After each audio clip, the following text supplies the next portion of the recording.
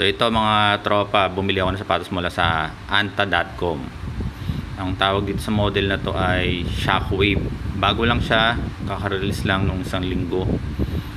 So ito, may libre siyang medyas pala, kaso parang pangbata yung binigay sa akin. Hindi siya compatible dito sa gagamit na sapatos.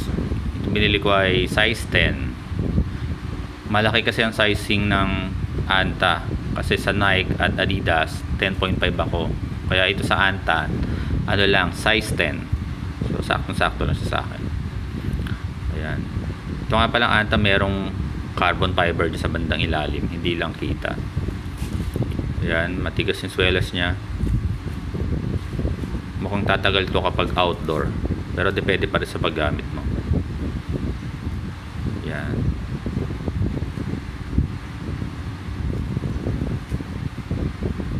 Ito naman yung sa likod, may butas siya, so pag nalagyan ng dumi parang mahirap linisin. Ito naman yung tang nya, normal lang. At yung swelas ordinary lang, pwede mong bilihan ng mas maganda-gandang klase. Manipis lang kasi siya eh.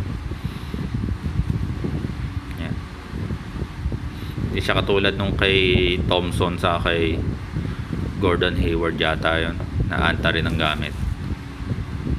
Yan. Malamig siya kasi butas-butas din yung gilid at taas ng sapatos. Size 10.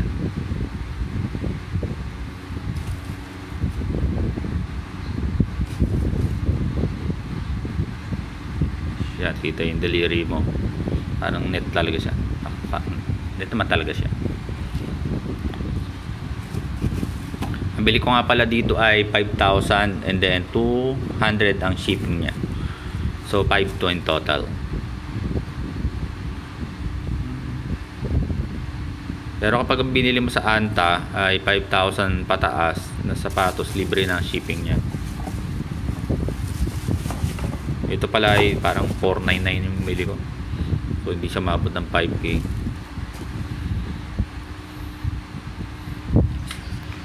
So ayan, and then testingin naman natin. Isosot ko to, makita nyo sa video.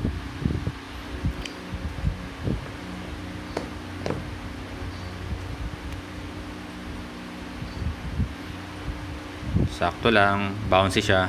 So komportable sa paa, yan, maingay.